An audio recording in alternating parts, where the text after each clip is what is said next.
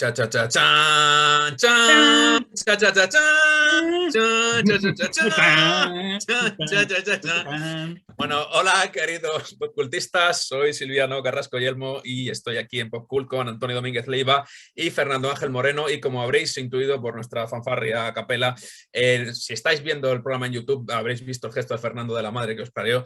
Hoy vamos a hablar de Star Wars, y como no podemos meter la música oficial por cuestión de copyright, pues ahí os hemos dedicado la intro, ¿vale? Fernando, que es un experto en estos asuntos, nos va a hablar de una cosa apasionante, muy pocas veces estudiada, yo creo, que son las novelas de Star Wars, lo que antes se llamaba el universo expandido, que luego se renombró a Leyendas, y ya hablaremos de qué implica ese rebranding de la marca y tal. Y bueno, pues sin más dilación, todo tuyo, Fernando, cuéntanos. Pues bueno, vamos a empezar a hablar un poquito. Lo primero es decir que evidentemente no he leído todas las novelas de Star Wars. Nadie las No ha sé leído cuánta todas. gente lo habrá hecho. Bueno, a Digamos ver. que una selección, pero sí que querría un poquito introducir que el gran conflicto que yo voy a tener aquí, que es uno propio también de la cultura pop, que es lo de la calidad de lo que lees. Entonces, claro, uno puede llegar y decir, ¿son buenas novelas, son malas novelas? ¿Las leo si no me gusta Star Wars? Que te voy a cortar un segundo, Pregunta. perdona. Cuando has dicho no has leído todo, esto es una cosa que nos dicen mucho. A ver, nadie las ha leído. Y si alguien se ha leído todo, esa persona posiblemente no tiene tiempo para ser profesor universitario. Que esto me pasa a mí mucho también con los videojuegos. Pero ¿por qué no ha jugado a esto si estudia videojuegos? Porque nadie tiene tiempo de jugar a todo, ni siquiera de leer todo y además ser profesor universitario. Puede ser diletante y, oye, trabajar en el súper y tener muchísimo tiempo libre, pero nosotros no. Entonces hay que seleccionar. O sea, de hecho, los únicos completistas que hay son los que ya sacan Sí. la enciclopedia. Hay una enciclopedia de la época de las novelas expandidas, si os interesa, en inglés. Supongo que saldrá una en breve también sobre ya lo que es la actualización, de lo cual nos hablará Fernando. Y luego, evidentemente, en los millones de blogs y páginas dedicadas a Star Wars, sí que te encuentras a veces completistas, pero en general lo que está claro es que solo a eso, claro, sí, claro, solo exclusivamente a esto, pero no a eso y a la investigación. Y los que tienen pues también predilección por o bien un autor o bien por una época, tanto dentro de la ficción, me refiero a una época del universo de Star Wars, como de una época de estas novelas, ¿no? De la publicación de estas novelas. Recordemos de manera introductoria que irónicamente, antes de que saliera la primera película de Star Wars, salió una novelización a partir de un estado del guión. Se subtituló, se llamaba Star Wars, subtitulado extraído de las aventuras de Luke Skywalker, y se atribuyó a Lucas en noviembre del 76, pero en realidad tenía evidentemente lo que se llamaba un negro literario, ghostwriter, expresión un poquito más spooky y más políticamente correcta, por Alan Dean Foster, que irónicamente haría varias novelizaciones de Star Wars, pero también de Star Trek. Si no me equivoco, creo que hizo también Alien. En fin, alguien que se especializó en esa rama muy poco estudiada por los estudios literarios de las novelizaciones. Y ahora que se habla tanto... Alan Dean Foster, aprovecho para decir que también hizo la novelización del Despertar de la Fuerza. Es decir, ha seguido activo hasta casi ya. Sí, hizo Alien, confirmo, Terminator, Transformers, que hay que echarle bastantes huevos para hacer la novelización de Transformers, pero se ve que este tío es un verdadero especialista, o sea, era un escritor de ciencia ficción, pero que se especializó en eso. Hombre, en gran parte yo creo que gracias al éxito, ¿no? de Star Wars, que a mí siempre me gusta también recordar la Guerra de las Galaxias, ¿no? La versión española. Pero, y entonces, curiosamente, desde ese momento inicial, como previo incluso a cuando saliera la película, ocurrió también que la primera historia de universo expandido, lo que se llamó el universo expandido, apareció en enero del 78 en Marvel, con el número 7 de su serie, que la han reeditado, por cierto, y que recomiendo, la serie de Star Wars inicial de Marvel, cuyos primeros 6 capítulos eran adaptación de la primera película, y una secuela también de Dean Foster, que salió en febrero del 78, que era Splinter of the Mind's Eye.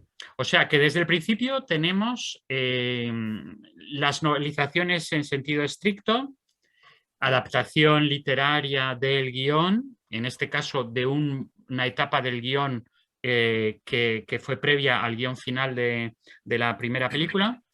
Tenemos la primera adaptación al cómic y la primera expansión del universo ficcional de la primera película, que aparece tanto en el cómic en enero del 78 como en la novela en febrero del 78. O sea que ya tenemos montado todo el tinglao desde el principio, que creo que es algo que la gente no se dio del todo cuenta cuando empieza todo el fenómeno Star Wars.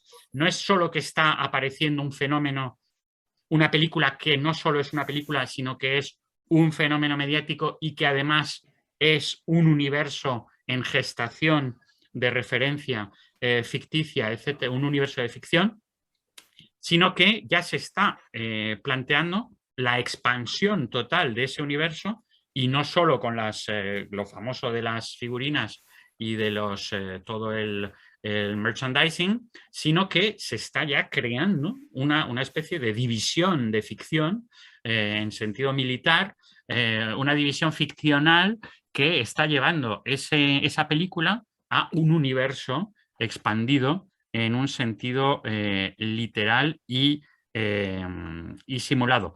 Y bueno, pues las dos siguientes películas tendrán sus novelizaciones. La primera, también muy interesante, por cierto, la del Imperio Contraataca, de Donald Glut, que es otro de estos personajes de la ciencia ficción americana que transita entre adaptaciones, obras de creación, etcétera, y El Retorno del Jedi, novelizada por James Caan, y empieza a haber verdaderas sagas literarias situadas en ese universo, como Las aventuras de Han Solo, una trilogía de Brian Daley, Las aventuras de Lando Calrissian, trilogía también. Esto de las trilogías ya sabemos que nos gusta mucho y que es muy fetichista de esto, de L. Neil Smith. La más famosa, sin duda, es la trilogía Throne de Timothy Zahn, que dedicada al gran admiral Thrawn, y que es la que en general se cita como la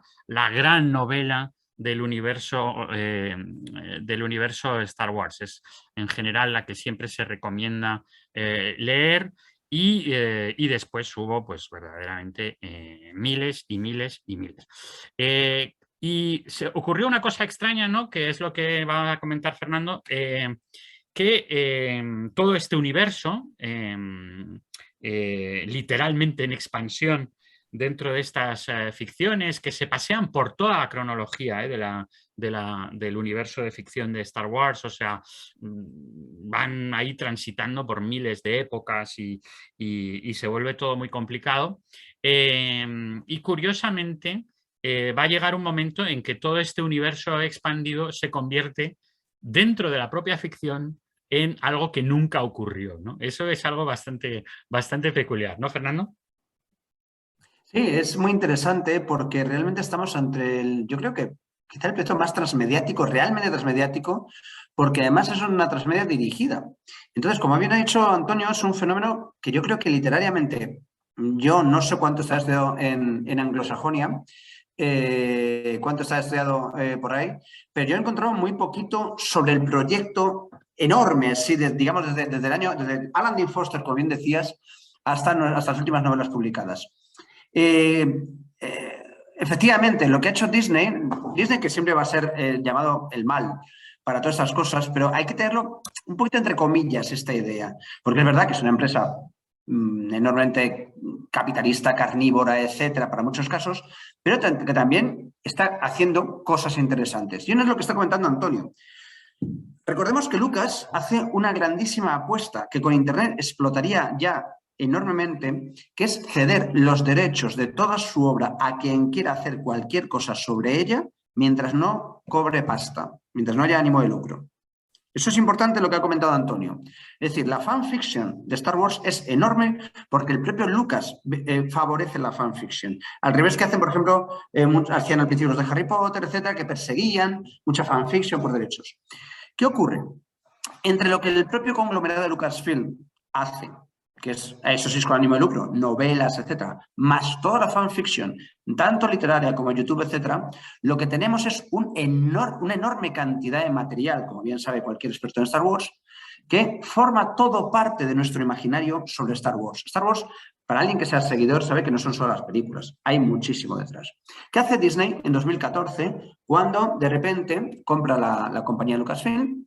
Se queda todo y tiene que tomar una decisión respecto a este universo expandido. Eso me ha sorprendido el problema que tiene, y esto muchos fans pues quizá me criticarán o no, no sé, es que tú no puedes meterlo todo.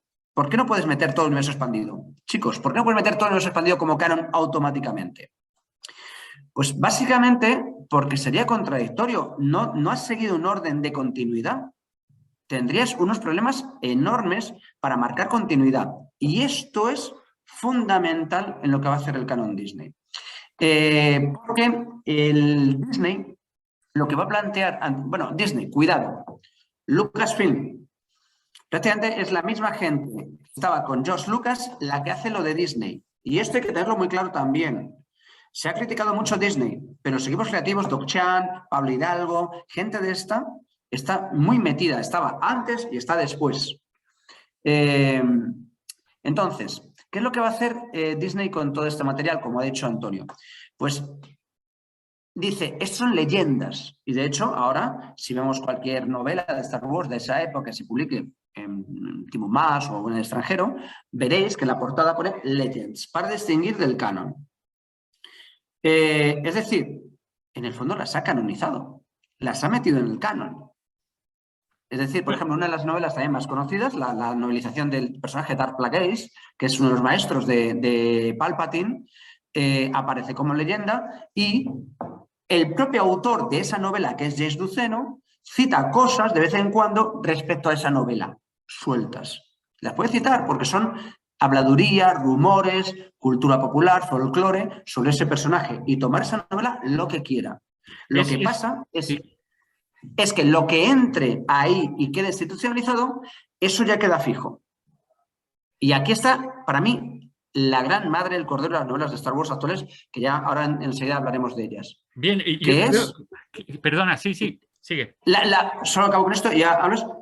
El dar coherencia a este enorme monstruo transmediático. Sí, Antonio. Claro, es que lo que es curiosísimo, ¿no? Desde el punto de vista así un poco de teoría literaria, etcétera, etcétera, es la paradoja del universo de ficción, ¿no? que plantea. ¿Por qué? Evidentemente, si hablamos de canon, que es algo que se empieza a aplicar en cultura popular a Sherlock Holmes inicialmente, a inicios del siglo XX, cuando de manera totalmente irónica, con ese humor muy british, tongue in cheek y tal, cuando empiezan, además gente muchas veces que viene de la iglesia, curiosamente los primeros fans de Sherlock Holmes más era esa época donde había esa cultura, bueno, Chesterton está haciendo con el padre Brown, etcétera, hay como una cosa curiosa entre catolicismo y novela policíaca y tienen la idea, evidentemente irónica, de aplicar el término bíblico, de la exégesis bíblica, del canon. El canon es un término bíblico que se aplica a la Torá, inicialmente en el universo judaico, donde se decide qué es lo que realmente corresponde a la palabra de Dios dentro de la cantidad de escritos atribuidos a profetas, a figuras bíblicas, etcétera, etcétera, y intentan precisamente hacer un poco de estructurar todo ese universo literario que ya es inmenso. De cual hecho, era súper problemático porque Conan Doyle se la pelaba por completo la coherencia entre una historia y otra de Holmes. Hay un momento, por ejemplo, que se olvida cómo se llama la señora Hudson, a Watson lo casa 3 veces y a veces se olvida que está casado y te explica que está muerto. Cambiando de sitio. Pero efectivamente, la operación en sí, lo que consiste, o sea, la operación inicial del canon es oponer lo que es la palabra de Dios a lo que son los apócrifos, que se reconoce un interés porque por eso se mantienen los manuscritos y de hecho constituyen 2 volúmenes de la Pleiade, o sea que son como 3.000 páginas, ¿no? de apócrifos bíblicos. Recordemos que casi todo el mito del Lili, del demonio, todo eso tan metido en el cristianismo, es todo apócrifo. Sí, sí, bueno, pero lo la tenemos mayor metido parte, en nuestro imaginario como si fuera casi canon. el pesebre, todo eso, la mayoría de esas cosas, todo lo que es la infancia de Jesús y tal, son apócrifos. Los 3 Reyes Magos. Pero ya ves que eso ya es otra época donde empieza el Nuevo Testamento y empiezan los apócrifos del Nuevo Testamento, lo cual también es muy interesante. O sea que hay una primera constitución del canon que es judaica y donde aparecen los apócrifos de lo que nosotros llamamos, bueno, los cristianos llaman, el mundo cristiano designan como el Antiguo Testamento. Entonces hay ya como el canon de la Torá y los apócrifos judaicos. Y luego esa operación vuelve a ocurrir con el Nuevo Testamento, donde se vuelve a dividir lo que es canónico de la palabra de Jesús, etcétera, etcétera, y de los actos de los apóstoles, y todo lo que es apócrifo, que son las infancias de Jesús, qué le pasa a Jesús después del resucitado, quién eran los personajes secundarios de la historia de los evangelios, que cada uno empieza a tener su libro, y hemos descubierto hace unos años, como sabéis, el Evangelio de Judas, ¿no? Que es también muy interesante, el que incluso personajes denostados dentro de la saga crística, pues tienen también su propio su momento de gloria o su propia expansión, ¿no? Entonces, empieza ya ese universo donde a partir de ciertos elementos la gente quiere saber más cosas. Quiere saber qué es lo que pasaba con Jesús mientras estaba en Egipto, quiere saber qué es lo que pasa con María después de la crucifixión, en fin, quiere saber un poco qué le pasa a todo el mundo, qué le pasa a Poncio Pilato, tal y cual. Y entonces empieza a haber un fenómeno realmente de spin-off y de universo expandido de la historia central. Entonces, los holmólogos de Holmes lo que hacen es utilizar ese término que viene de la cultura bíblica para designar un nuevo universo de ficción popular donde establecen que las historias de Sherlock son historias, entre comillas, muchas comillas, no sabría decir, o sea, sería complicado decir si es verídicas o si son simplemente las que tienen la auctoritas. O sea, las historias de Conan Doyle es la auctoritas de lo relativo a Sherlock Holmes. Ellos juegan a decir que eso ocurrió de verdad, pero dentro de lo que es un pacto irónico de ficción. Y bueno, pues hay la famosa biografía de Sherlock Holmes, divertidísima, que aparece ya en los años de Sabine Gould, donde explica un poco, ya empieza a hacer todas las cábalas de qué es lo que pasó, cuándo se tomaba el desayuno, si cogió ese tren o no, si pudo llegar o no, y si no, por qué Conan Doyle nos ha engañado, y Watson, y tal y cual, en fin. Empieza todo ese juego dentro de la holmesología. Y vuelve con Star Wars en un contexto mucho más amplio, que es el contexto de un universo de ficción, de ciencia ficción, y donde cuando se aplica el término de canon, pues se aplica al término de la auctoritas que tiene inicialmente George Lucas sobre ese universo, tal y como se había hecho con Sherlock Holmes y Conan Doyle. Pero claro, eso en el momento en que George Lucas cede, bueno, como que pasa el relevo, ¿no? Entonces se plantea un gran vacío de poder, ¿no? De auctoritas, ¿cuál es la auctoritas después de Lucas? Entonces, mientras era Lucas y estaba todo muy centrado en torno a Lucas, pues parecía un poco un universo estable, donde había un canon que eran las películas y lo que decía Lucas, que iba a misa literalmente, y todo lo demás eran expansiones que se mantenían inicialmente también con una cierta efervescencia. Citaste el término de fan, Fernando, y es verdad que no son exactamente fan, o sea, tienen una postura extraña entre la fanfiction, que se supone que es algo totalmente confidencial en los fanzines, etcétera, por el modo de difusión, mientras que esto, por ejemplo, la primera de Zan fue número 1 de los libros más vendidos en el New York Times, o sea, el bestseller absoluto durante una época de todos los libros publicados en América. O sea, que no es una fanfiction en el sentido sociológico del término, pero sí lo es en el sentido de cómo se elabora, ¿no? de cómo se construye. Pero claro, desde el momento en el que cambia... ¿Sí? No, esto convive con la fanfiction. Sí, está conviviendo al mismo tiempo ambos fenómenos, porque el proceso que Lucas instaura permite mucha facilidad para que ambos fenómenos convivan. Aunque en realidad ahí la eterna rivalidad con Star Trek también es problemática, porque Star Trek sí que abrió la puerta a la fanfiction y sin pretensión a la autoritas, mientras que con Lucas había siempre esa cuestión del autor, ¿no? Y lo que cumplía una función también muy clara las novelas era que realmente estas películas durante mucho tiempo hubo un vacío dentro del universo de Star Wars. O sea, quiero decir que hubo el hiato ese enorme entre la primera trilogía y la segunda, y las novelas muchas veces se ha dicho que son las que vienen a colmar ese vacío, el mono que tenía la gente de Star Wars. O sea, que con las figurinas, etcétera, se había creado tal appeal, tal voluntad de vivir en ese mundo, de habitar, de imaginar, de saber qué pasaba en las planetas, qué pasaba con Boba Fett, qué pasaba, que es una figurina mítica, ¿no? Y claro, eso es lo que iba cubriendo poco a poco la novela, esa apetencia, porque recordemos que Star Wars, contrariamente a Star Trek, no es una serie de televisión con un montón de episodios que poco a poco van explorando, sino que son 6 películas, o sea, inicialmente 3 y luego 6 películas. O sea, que en el fondo, en torno a eso, hay que crear todo un mundo que es lo que van cubriendo los cómics y las novelas y, bueno, de otra manera los videojuegos, etcétera, etcétera. Pero todo eso cambia con el proyecto de Disney, que es un proyecto mucho más de saturación, de sobreproducción desde el propio audiovisual. O sea, proyecto de películas mucho más sistemáticas, proyecto de series que se van expandiendo, etcétera, etcétera. O sea, que con Disney cambia realmente todo este entramado. Creo que ese es cambia la autoritas, cambia la relación de los productores a cómo se está generando contenidos en ese universo, etcétera, etcétera. Y ahí es donde aparece todo este follón que nos vas a comentar, Fernando.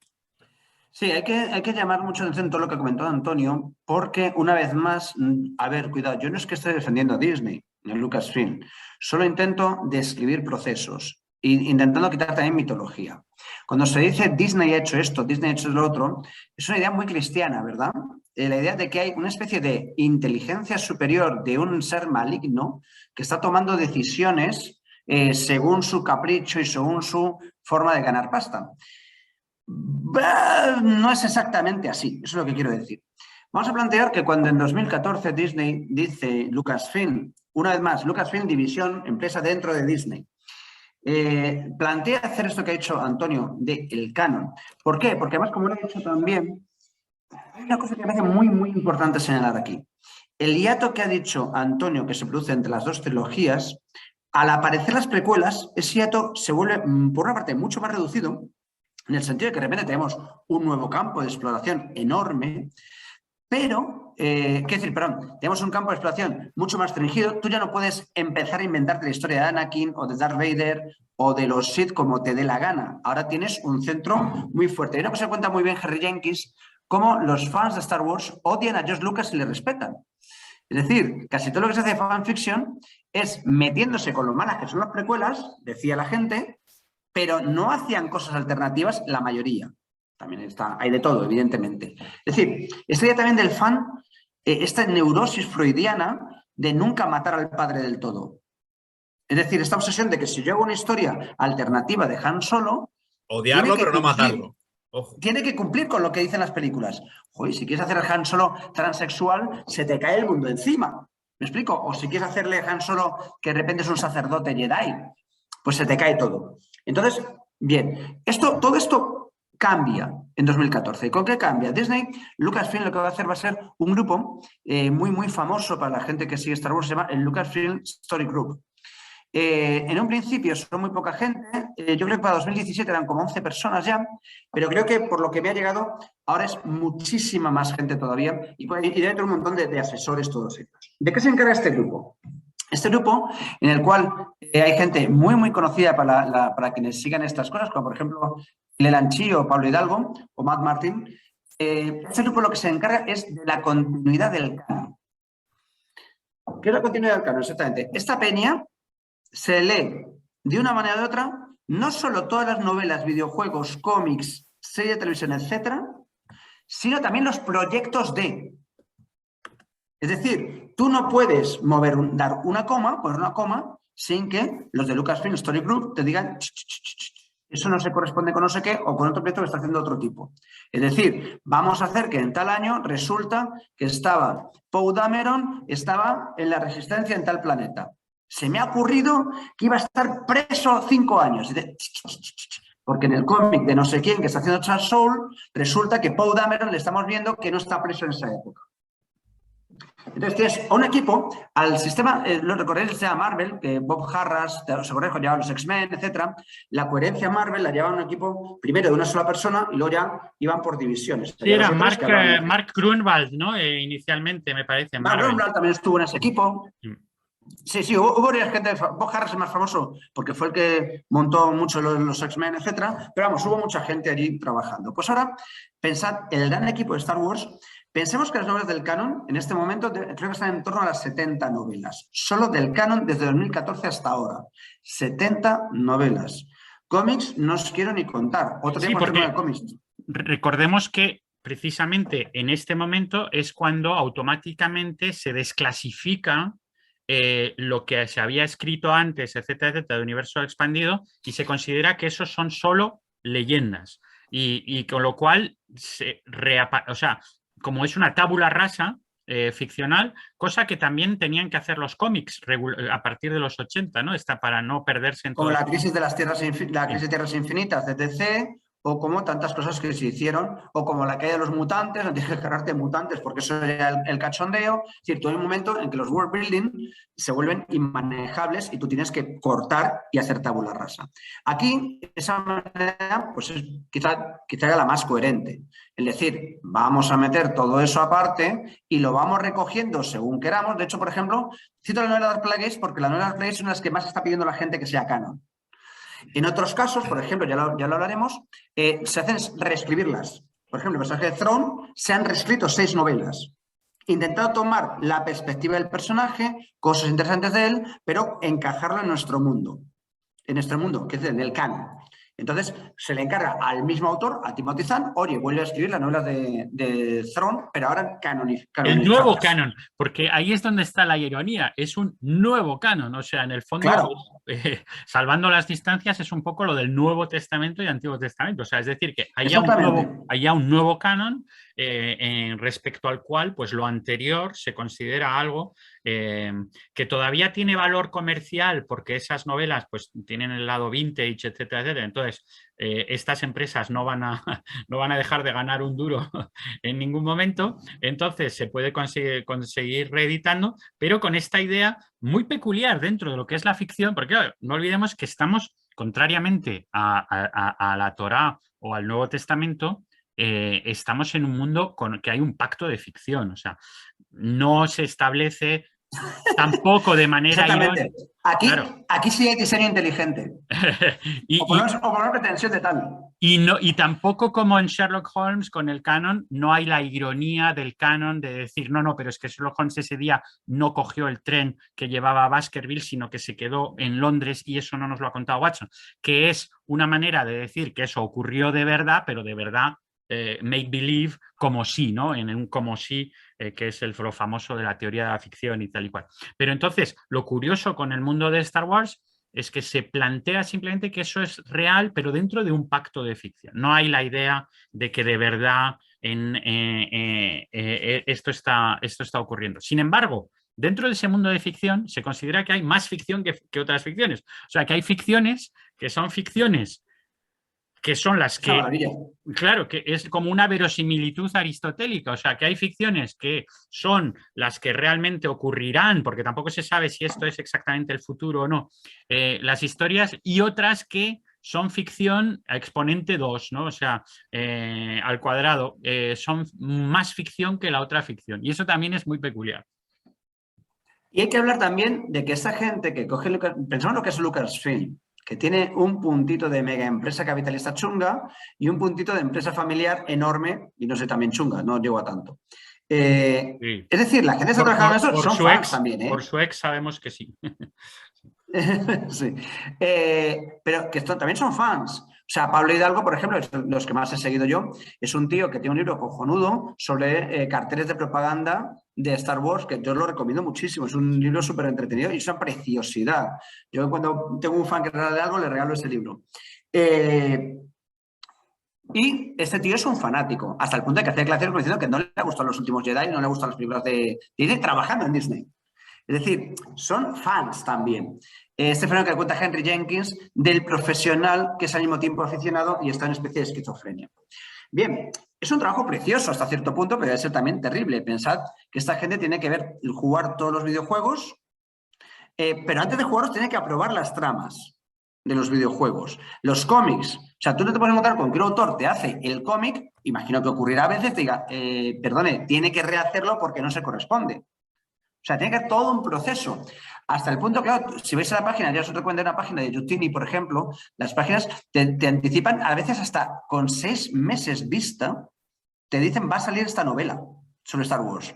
¿Por qué pueden hacer eso? Pues porque el Lucasfilm Story Group ya tiene la sinopsis de esa novela, ya tienen apalabrados unos plazos y ya han hablado del autor que va a entrar en esa novela y que no va a entrar. Y entonces tú te puedes decir, 6 meses antes va a publicarse esta novela, antes de ser escrita. Que es una locura y que a muchos románticos, que seáis muy románticos de literatura y creéis en el genio inspirado y estas cosas, os recomiendo que vayáis saliendo ya del podcast porque no va de eso y que no leáis esta novela porque no va de eso. Pongo un punto curioso. En algunas novelas de ellas, incluso en las de alguna de Claudia Gray o creo de Charles Soule, etc., en los agradecimientos al principio, en alguna de ellas te dicen y agradezco a, y aparece medio elenco del Lucasfilm Story Group. Y porque no pueden bajar animados, porque si no bajarían animados. En diagonal. En la versión Kindle bajarían. Pablo Hidalgo está siempre le ves ahí. Y a veces Pablo Hidalgo tiene, por ejemplo, una nota en plan, y en particular a Pablo Hidalgo que revisó todo mi manuscrito y me metió un montón de ideas geniales y que cómo se lo agradezco. Que tú no sabes cuánto es un poco de peloteo interno y cuánto es de agradecimiento real. Porque veremos también qué tipo de nombres y qué tipo de autores hay ahí, un poco en general. Entra un poco en lo que ya se llama la ficción corporativa, ¿no? Porque ya no es solo la ficción colectiva, sino que es la ficción corporativa. Un poco no, es la ficción corporativa. Sí, exacto. Y es una nueva categoría realmente que emerge no solo en Star Wars, pero bueno, con Marvel, por supuesto, pero que emerge, ¿no? Esta nueva manera de funcionar, que ya no es solo lo colaborativo en el sentido fan, sino que es corporativo, o sea, es colectivo, es una forma colectiva extraña de hacer ficción, pero teniendo en cuenta imperativos comerciales. Es decir, que tienen que saber qué es lo que más se vende, lo que menos, etcétera, etcétera. Y cuidado, imperativos comerciales y a veces no tanto, porque veremos también unas categorías que saca Star Wars muy interesantes para dividir estas novelas. Que es, por ejemplo, ellas llevan un sellito en colores, y hay no sé cuántas hay, 7 u 8, cada novela, y te dice ficción para niños, ficción para jóvenes, novela juvenil o ficción para adultos. Entonces, vamos a ello, Fernando, que esto iba a ser una píldora de media hora y como siempre se nos va de las manos. Bueno, es que hay muchísimo que contar, pero bueno, vamos a ir un poquito... ¿Cómo os voy a contar? Bueno, entonces, lo que sí quería decir es que muchas de estas novelas... ¿hasta qué punto es comercial y hasta qué punto están disfrutando también con ello? Porque algo muy bonito de las novelas, y ya voy entrando un poquito en materia, es qué podemos encontrar aquí. Lo primero que va a encontrar cualquier fan de Star Wars, lo primero de todo, va a ser, como ha dicho Antonio, respecto a Sacía, respecto a Ponce Pilato, respecto a San José o quien sea, va a encontrar todo el background. Unas cosas maravillosas que tenía Star Wars, la trilogía clásica, era que tenía un background magnífico. ¿Qué es el background? Para los que no conozcan estos términos, es toda la historia que normalmente conoce el autor, pero no cuenta. O deja caer en pequeños... Lo usó usted en las guerras clon y dice, sí, y no teníamos ni puñetera idea de qué era la guerra. General Kenobi. ¡Hala! Ahí queda. O, por ejemplo, Darth Vader, por fin el aprendiz vence al maestro. Y dices, cojones, ¿qué ha ocurrido ahí? ¿No? Todo este entramado. Bien, ¿qué hacen? Hay una cosa muy curiosa porque, por ejemplo, pensad que en las novelas de Star Wars había algunas publicadas por Lucasfilm donde se veía a Luke Skywalker Han Solo comer comida china. Esto, con un Lucasfilm Story Group, esto ya no ocurre, en general. Y las referencias que hay a galaxias, a planetas, etcétera, todos ellos tienen sus bases de datos donde todo se busca esta coherencia. Es decir, habrá todo algún ese patrón... Habrá un fichero que diga que Han es alérgico a la comida china, por lo cual no Exactamente, puede. Ya por ejemplo.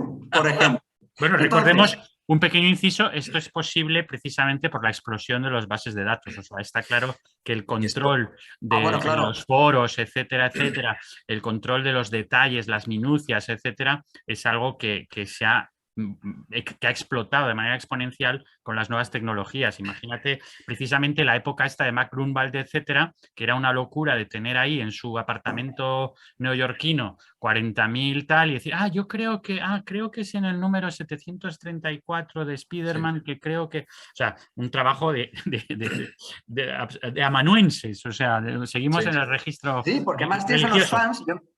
No recuerdo cuando Peter Parker dice que no tiene carnet de conducir un cómic y se habían olvidado que había un Spider-Móvil en los años 70, que no sé por qué cojones iba Spider-Man en un Spider-Móvil, pero bueno, pues esas cosas pasan. Hoy en día eso ya hombre, estoy seguro de que a algunas se les colará. Y que no olvidemos que Han Solo comiendo comida china es Harrison Ford Deckard en Blade Runner comiendo comida china. Será la influencia mitopoética. De ahí viene, o sea, ahí viene alguien. Hay todo un artículo. Los crossovers son loquísimos. Pero bueno, entonces, vamos un poquito también al grano. Esto también nos lleva a que tú puedes dividir las novelas en varios tipos. Una, los personajes conocidos. Puedes dividir las novelas que fue lo que empecé haciendo yo, ya le explico por qué. Yo estaba haciendo un estudio sobre el mal en la cultura popular y me centré en el mal en Star Wars. Entonces, ¿qué hice? Dije, bueno, voy a leerme algunas novelas de personajes malvados a ver cómo lo plantean respecto a las pelis, etc. Entonces me pillé pues la de Tarkin, me pillé, no me acuerdo ahora, la Dark Plagueis, que era leyenda, pero bueno, me pillé algunas novelas, se las iba leyendo, y entonces es muy curioso en el sentido de que realmente un fan lo que va a encontrar es lo que estaba comentando Antonio, va a encontrar la curiosidad de cómo eso llega ahí y que no estaba contado en las películas ni en las series. Hay que decir otra cosilla, es muy, muy importante. Como muchos han metido las precuelas son importantísimas porque la mitología Star Wars principal, yo diría que vienen más de las precuelas en este momento que de la trilogía clásica, especialmente después de las Clone Wars, de la serie de Filoni, que es un trabajazo brutal de construcción, de world building, enorme, enorme, enorme, y que nos lleva tanto por un nuevo background, que un problema yo le veía a veces a la amenaza fantasma, yo le veía la falta de background a la amenaza fantasma, porque realmente la amenaza fantasma empieza casi desde cero. Pero, digamos, sí que hay mucho background, por ejemplo, entre las películas, todas las guerras clon, evidentemente, entre la segunda y la tercera, el ataque de los clones y la venganza de los Sith. Todo eso, lo que va a encontrar... Aparece Grievous y dices, ¿quién es este tío? O sea, claro. Si no has visto Guerras Clon, no tienes ni idea de quién es este tío, ni de dónde sale, ni por qué has aprendido de Dooku. Entonces, ¿qué ocurre? Es muy bonito porque creo que lo principal es que hay un bonito trabajo creativo de construcción de personajes. Eso es algo que un equipo hace muy bien. Vosotros sabéis, los dos, como yo también, hemos escrito ficción, hemos jugado rol, etc. Sabemos que una de las partes más bonitas, yo creo, de trabajar con alguien, ficción compartida, una novela a 4 manos, este tipo de cosas, es la construcción de personajes, porque es donde más creatividad puedes tener, coherencia, piensas mucho, no estás atado a una trama, etc. Y es muy, muy interesante. Claro, en este sentido, el que desee ahondar en personajes, yo, y aquí empiezo ya en las recomendaciones mías, solo si eres fan de Star Wars, y esto es un inciso que yo también antes empecé a comentar, cuidado, si no te gusta Star Wars, yo no sé si te va a gustar ninguna de estas novelas. Y entonces vais a decir, ¿se sustentan como literatura? Esa es una pregunta que yo creo en el mundo pop es absurda, hoy en día. No están hechas para sustentarse en literatura.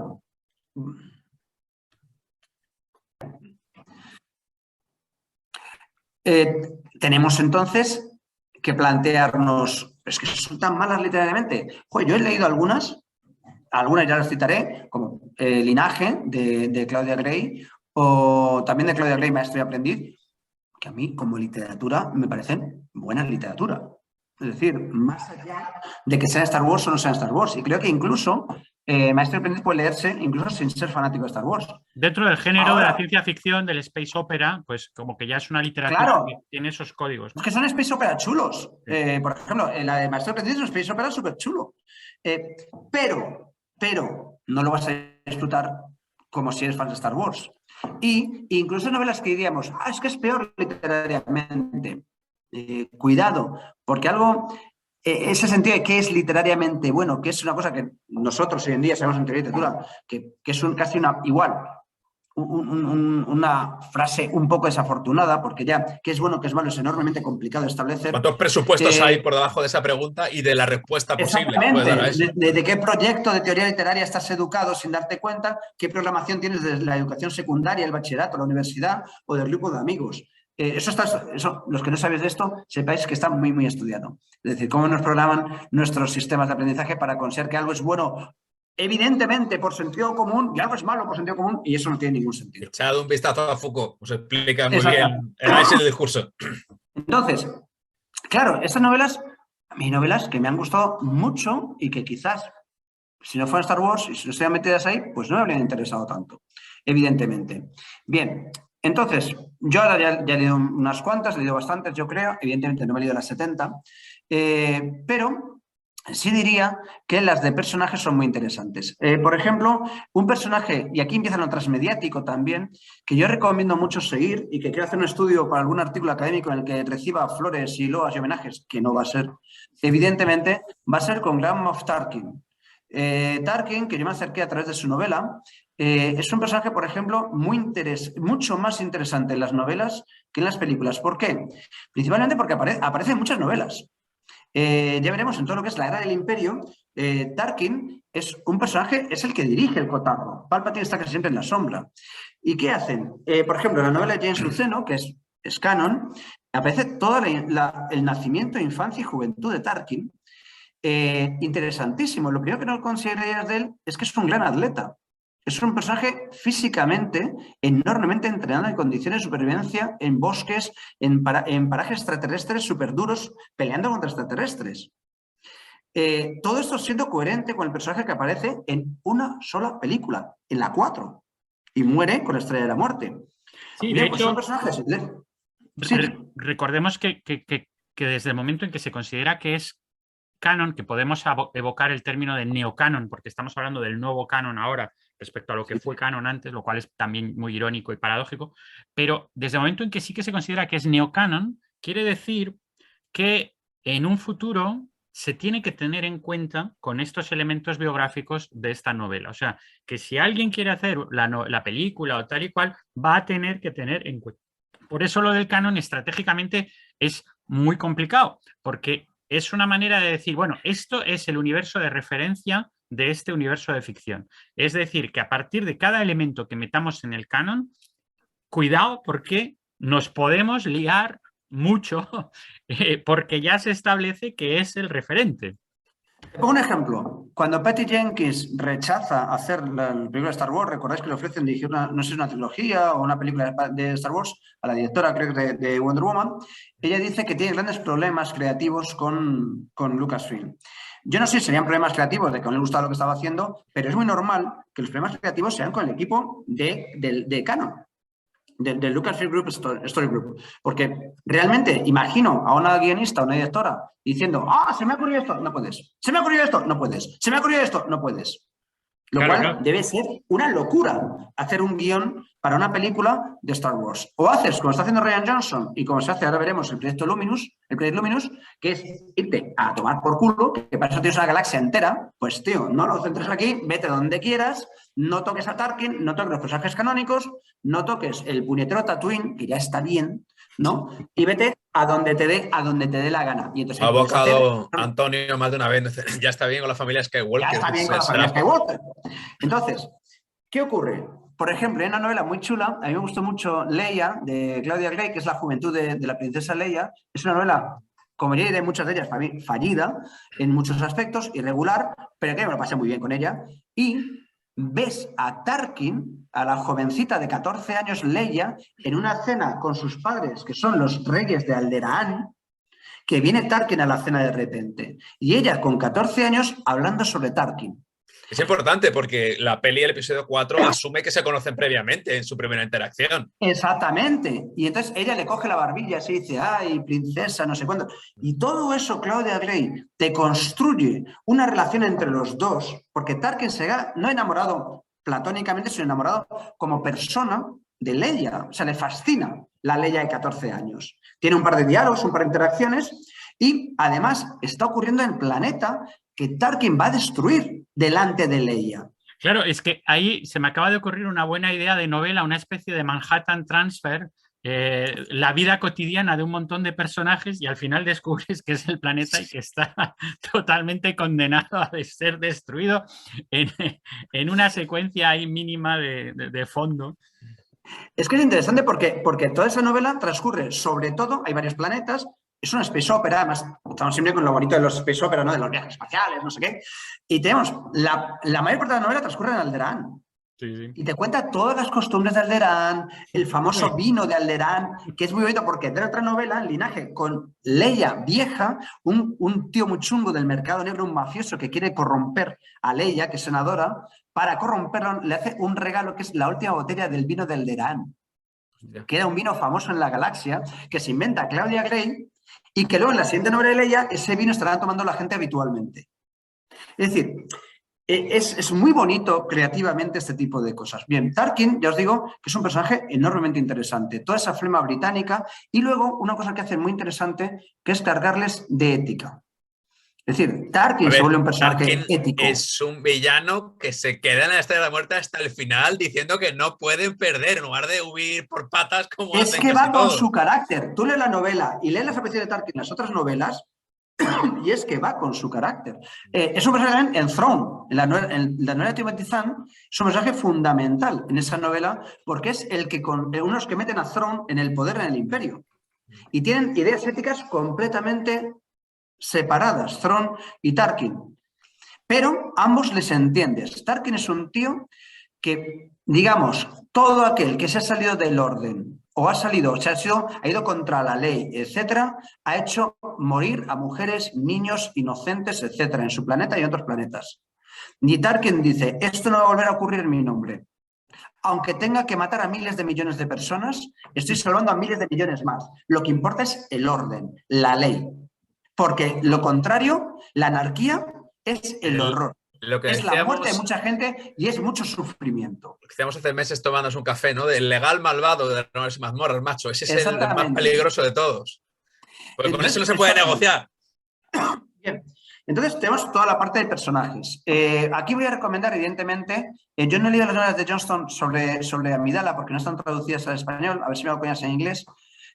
Pero las dos de Leia están muy bien, las de Claudia Gray, porque de verdad, para mí, desde hace unos años, mi personaje favorito de la saga es Leia, pero es que leyendo las novelas, ya si no te enamoras de ella, es que es una pasada, porque construir un personaje maravilloso y son dos novelas que quiero recomendar. Leia la escribe después, Claudia Gray, pero es anterior, ya os digo, la adolescencia, la juventud y la adolescencia de Leia.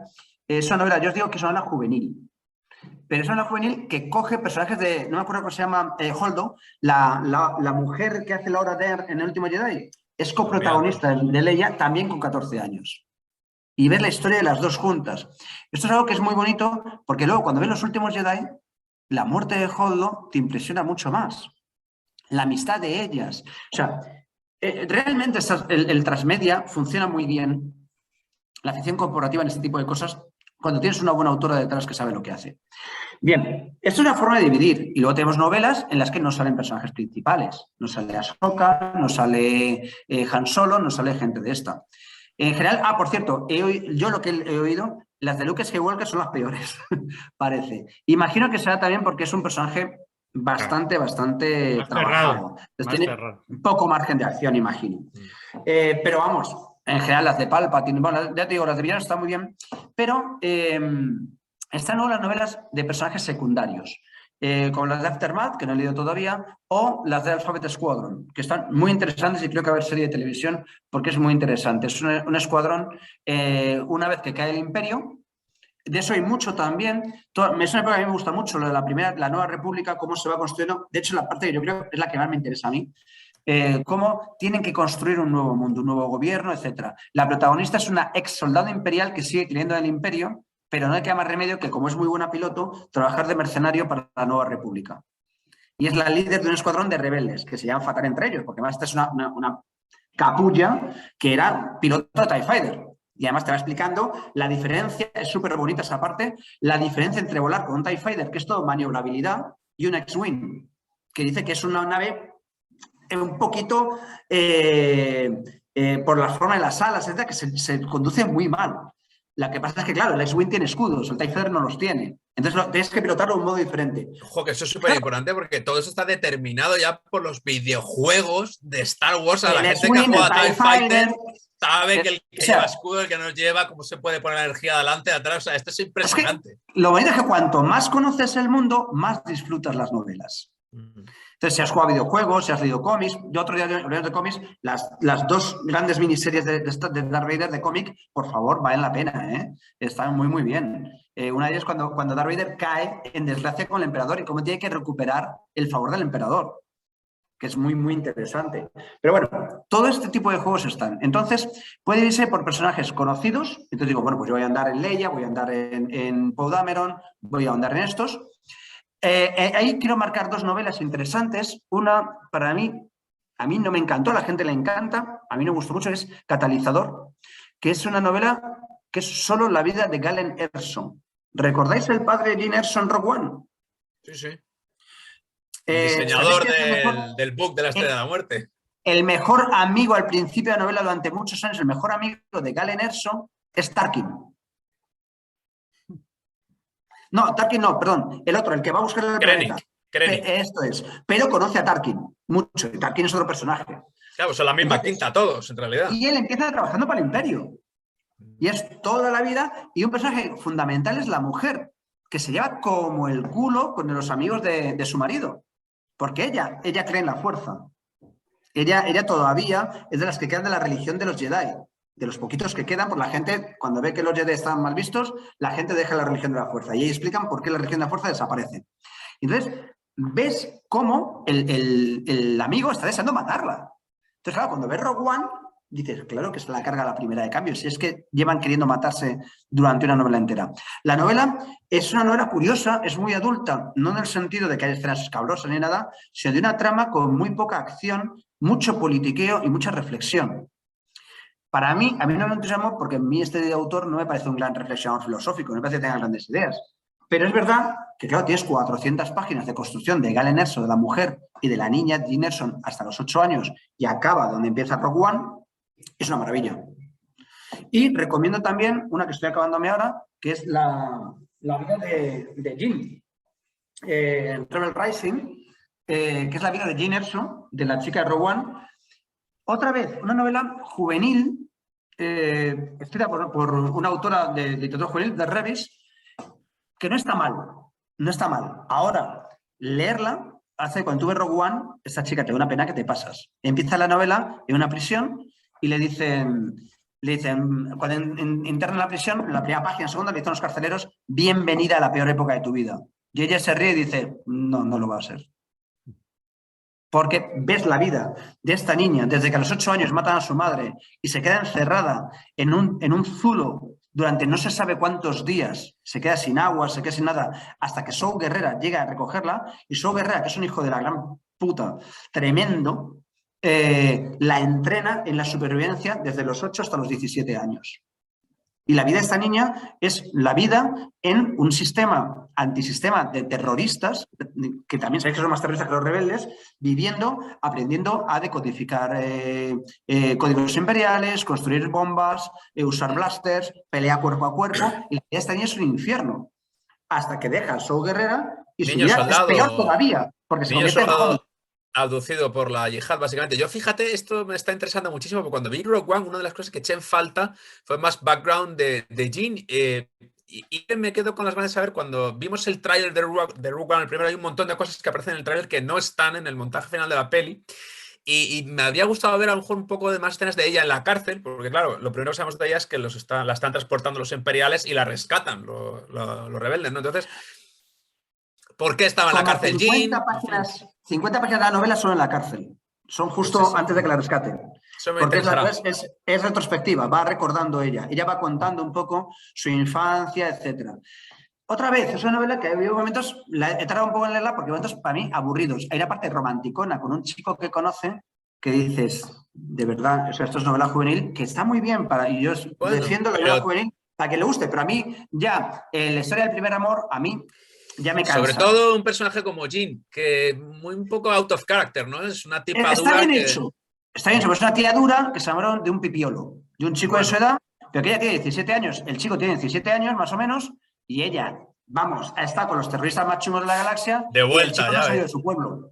Está y de entonces, vuelta ya. el choque está bien hecho, eso que a mí me da un poco igual. Pero claro, tú cuando acabas la novela, o sea, hay momentos en que de verdad yo estaba viendo la novela y estaba en este rollo del pacto de ficción de decir, pues esta pobre chica, de verdad que alguien la ayude.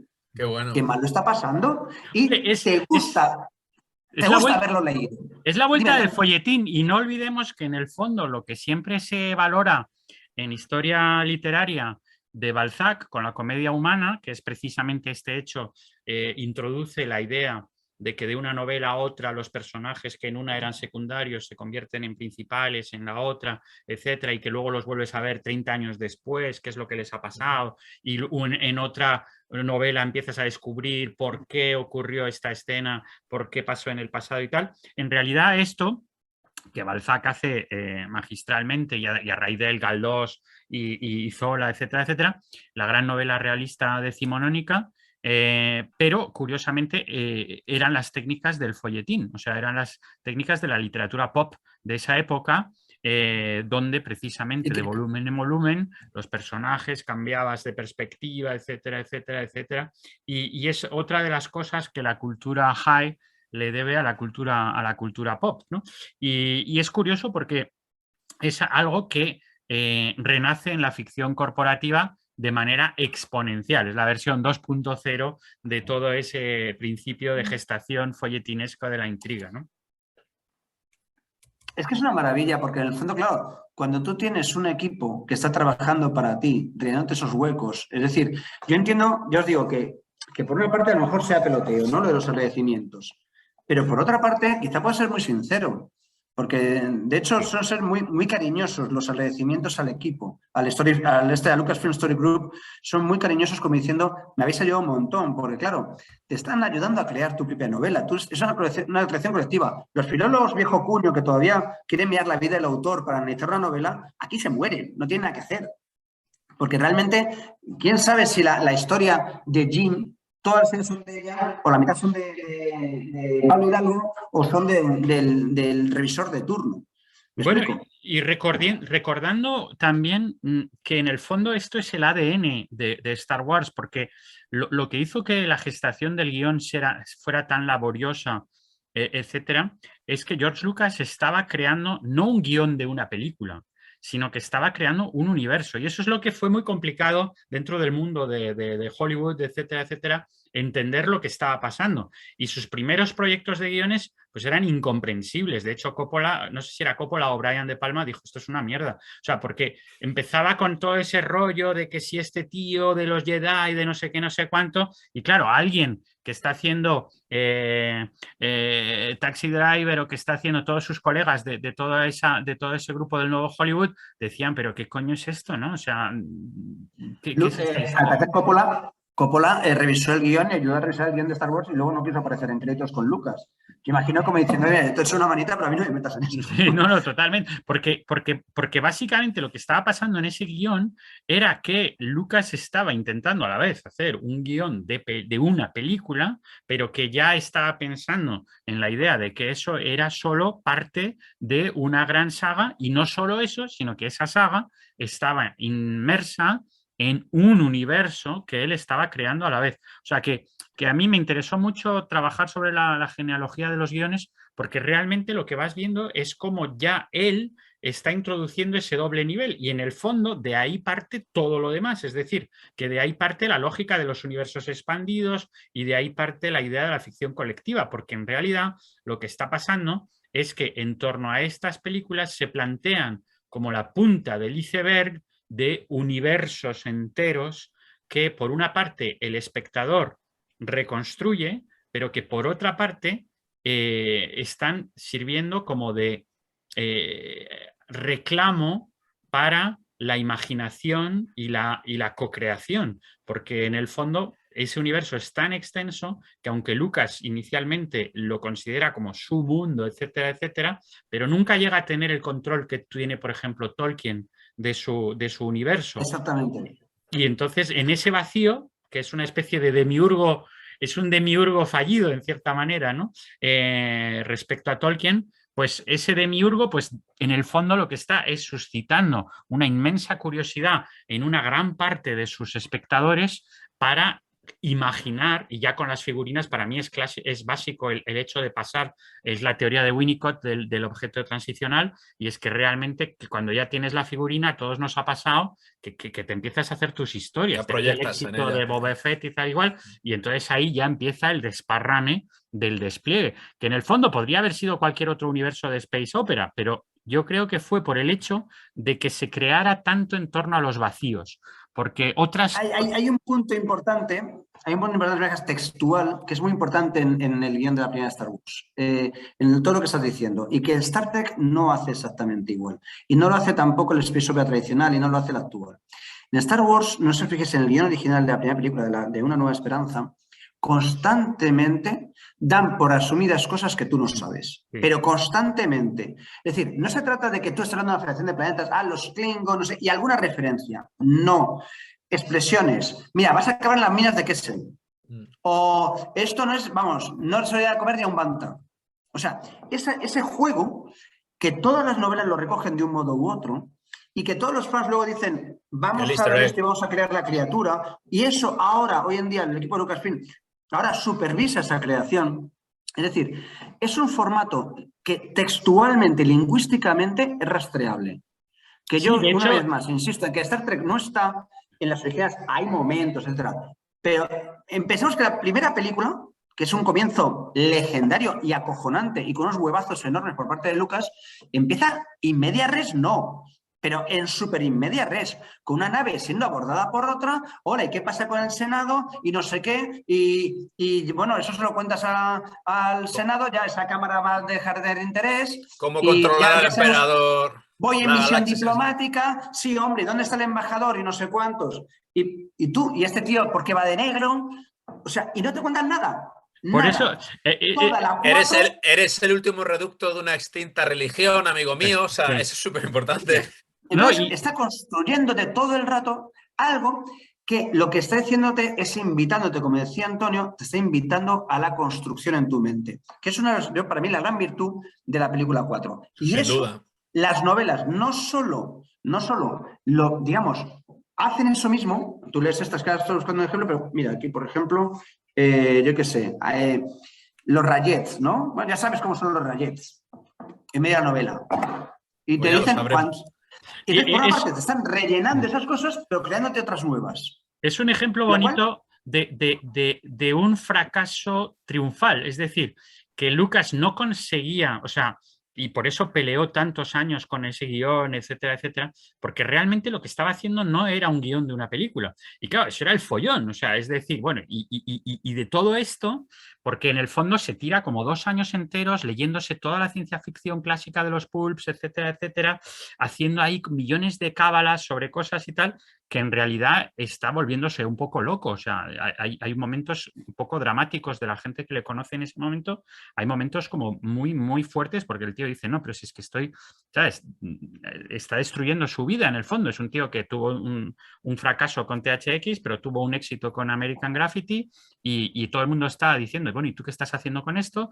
Está palmando pasta, etcétera. Y en el fondo es esa gestación tan rara, tan a trozos y donde faltan tantas cosas que hace que de repente pues arranca ese efecto iceberg. Porque curiosamente una de sus influencias, que son los serials de Flash Gordon, Pero claro, ¿qué pasa con los series del Flash Gordon, míticos de los años 30? Es que la gente había leído los cómics, existían los cómics, con lo cual el serial sí que daba por hecho de que tú ya sabías más o menos ese universo, o por lo menos podías completarlo. Pero claro, esto es como imaginar el serial de una saga que no existe y que se mantiene como algo virtual. Y de ahí yo creo que, partiendo de la base de la, en teoría literaria, el vacío hermenéutico del todo texto, ¿no? Porque todo texto te dice unas cosas, pero obviamente no te dice otras. Los famosos, el color de los ojos de Madame Bovary, que no sabemos, ¿no? Cómo eran, porque no nos lo dice simplemente el autor, ¿no? Y entonces ese vacío, ¿no? Esos blancos del texto, pues en Star Wars se convierte en potencial mito poético. O sea, básicamente lo que hacen es crear la necesidad tanto de novelas como de cómics, como de tal, como de juegos, porque en el fondo los juegos con las figurinas son parte, claro, que no se puede saber. Juegos de rol.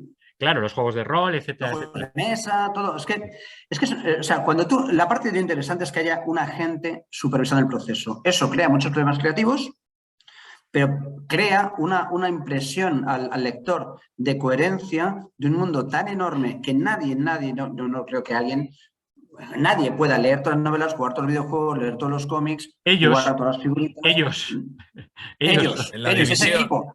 Y ese equipo, a saber, porque ya, imagino ese equipo, lo que tendrá serán subequipos. Sí, tendrá un tío para los videojuegos, otro para los juegos, otro para las novelas. Entonces, para avanzar un poco, sí que quería contar, una forma de dividir las novelas sería, por ejemplo, como hemos dicho, personajes conocidos, por un lado.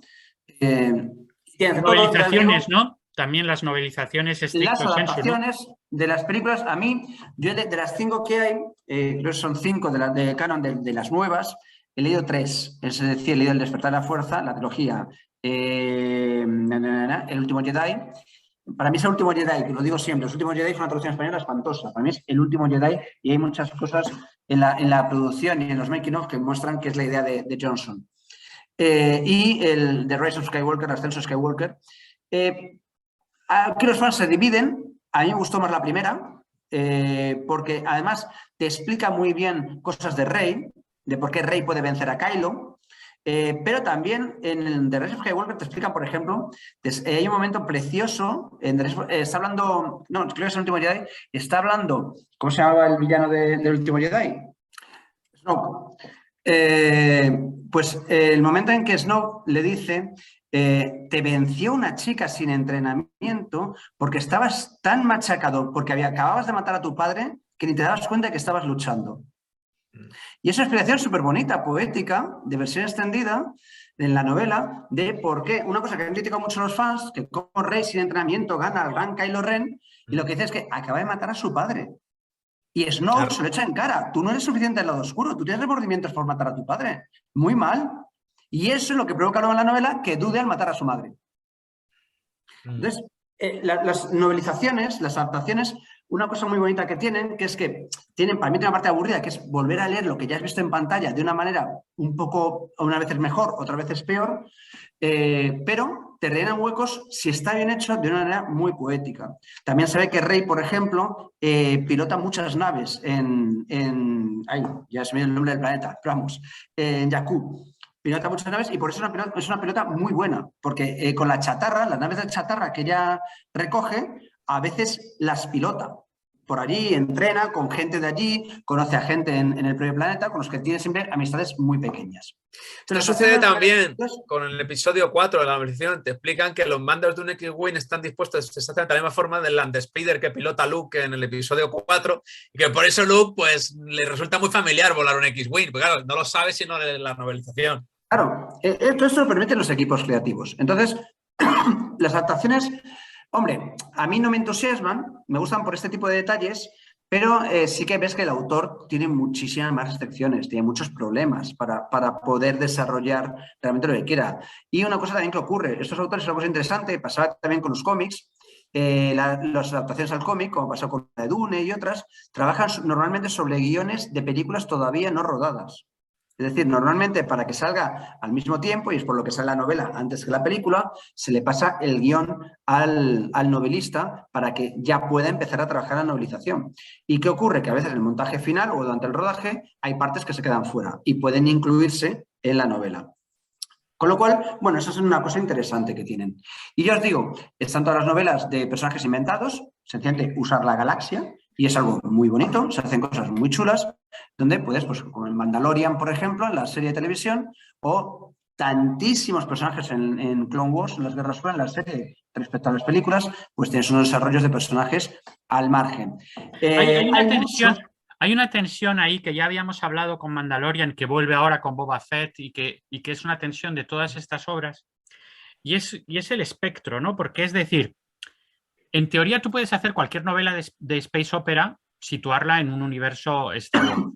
Pero claro, si te alejas demasiado del universo Star Wars que conoces, pues pierde su lado Star Wars, o sea, se convierte en una novela de space opera que no tiene por qué ser. Entonces, ese es el juego complicado. Si te acercas demasiado, te quemas como la mosca, pero si te alejas demasiado, pues el lector que lo lee porque quiere leer sobre Star Wars y quiere que le hablen de cosas que conoce de ese universo, se queda frustrado. Entonces hay como ese doble... La zona Goldilocks, ¿no? La zona de centro de oro. Hay un juego que hacen algunas, yo no he podido leerlo todavía. Hay un juego, por ejemplo, que hace Timothy Zahn con Thrawn, con el personaje, que es que Thrawn parece que viene de a tomar por culo de la galaxia. Una zona de la galaxia donde ni oyen hablar de los Jedi, parece que están, no recuerdo si viene de otra galaxia incluso, o viene de eso, de un sitio que, como estamos hablando de estas dimensiones, realmente el pavo pues puede venir perfectamente, está en la misma galaxia y no haber oído hablar jamás de la palabra Jedi en tu vida. Entonces el tío viene de ahí porque tiene una movida política del copón allí y viene a buscar apoyos al imperio. Y es por lo que es el background de la novela. Y luego Timothy Zahn publica la precuela de su novela. ¿Pero qué hace? Y eso es una forma de salvar el escollo que dice Antonio. Tú metes un personaje, lo metes completamente, lo metes en el canon, que es Thrawn, el almirante Thrawn, que luego aparece en Rebels, etcétera, etcétera. Y para poder publicar sobre algo que tiene nada que ver con esto, te vas a su background. Y entonces puedes hacer lo que te dé la gana y está enlazado por Star Wars mínimamente por este personaje que la habías metido en el canon. Es como meter a Ahsoka. A Ahsoka la sacas a tomar por culo, la mantienes con su espada láser, la llevas a los confines de la galaxia y haces la historia de Space Opera que te dé la gana. Se puede hacer cosas muy interesantes. La novela de Ahsoka la tengo aquí pendiente, es de las que todavía no he leído, pero me apetece echarle un vistazo. Pero bueno, y hay muchísimo, por ejemplo, todo lo de Aftermath, de la caída del Imperio, todas estas cosas, de cuando caen los Jedi, hay muchísimo, como bien sabemos. Y entonces, bueno, voy a decir la cronología, tal y como suele establecerse en el canon este.